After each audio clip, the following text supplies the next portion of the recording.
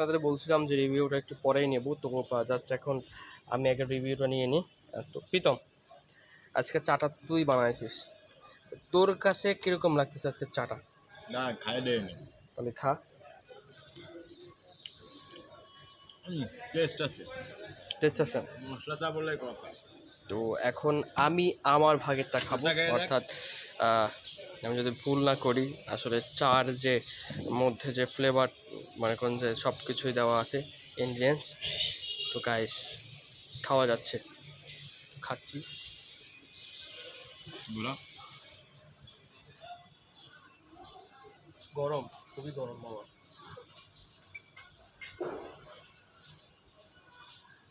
গরম, কিন্তু চাটা কিরম হয়েছে? একটা ক্যামেরা ধর, আমি দিচ্ছি। তার মধ্যে আমি যদি ইনগ্রিডিয়েন্টসগুলো দেখাই, আসলে এর মধ্যে আছে লেবু, এলাচ, আরও ছোটো ছোটো অনেক কিছু আছে যেগুলো মনে করেন যে আমি পাইনি। তুলসী পাতা, এই যে জাস্ট এই যে দেখেন, মশলা এনেই আছে, এই যে দেখাই, এই যে যা তুলসী যা পাতা। দিছে এই যে। আমি হচ্ছে দর্শককে দেখাই, এই যে তুলসী পাতা, লেবু পাতা, সব কিছুই এ টু জেড সব কিছু আছে আমাদের এখানে, সব এই যে, এই ন্যাচারাল যে, এই যে। জিনিসগুলো।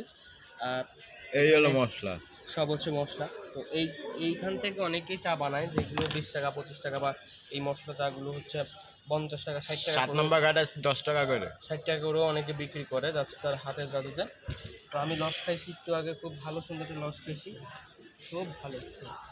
তো যাই হোক, ওদিকে না তাকাই, আমরা হচ্ছে সেই চাটাই এখন রিভিউ দেব। খুব গরম।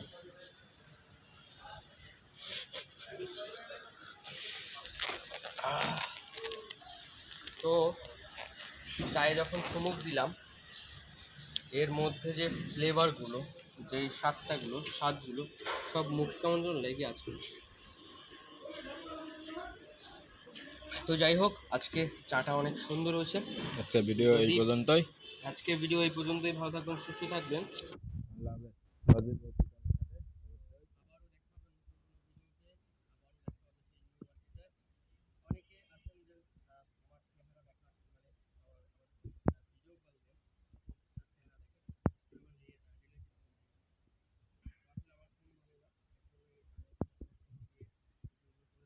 আমার ফোনও ভালো না, যদি কোনোদিন টাকা পয়সা হয় তাহলে একটা ভালো ফোন কিনে নেবো। ইচ্ছা আছে আইফোন কেনার।